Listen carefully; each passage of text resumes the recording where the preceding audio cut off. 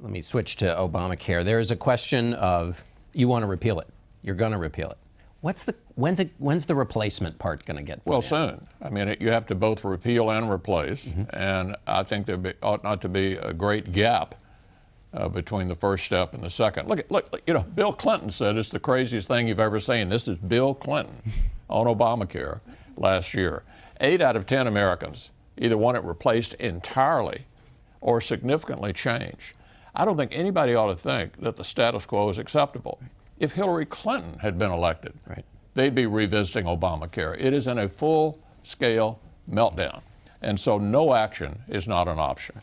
So 8 in 10 want it repealed, but also only 2 in 10 want it just repealed. In other words, repeal without replace. Well, I said 8 in 10 either want it repealed or significantly changed. Right. That's 8 out of 10. I guess the gap is where the debate is, and Senator Rand Paul said he spoke to the president-elect, and quoting now from Rand Paul, he said he, meaning Mr. Trump, fully supports my plan to replace Obamacare the same day we repeal it. The time to act is now. You talked about a gap. This is the same day. How does I haven't heard Senator Paul's plan to replace it, but we will be replacing it rapidly after repealing it. So can you give me a sense of what rapidly means? Are we talking very quickly? Months, days? Quickly. All right. But it's going to be repealed by the end of this week, you think? The first step will be taken in the Senate by the end of this week, yes, and then it'll go over to the House. On replacing it, if I'm covered now as a part of Obamacare, am I going to be covered by the replacement?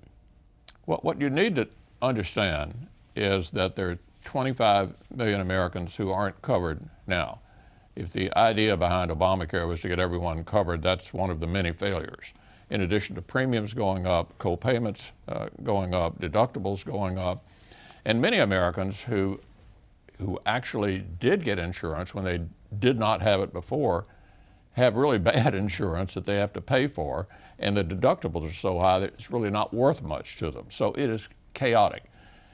The status quo is simply unacceptable, and at the risk of being repetitious, if Hillary Clinton had been elected, we'd be revisiting Obamacare.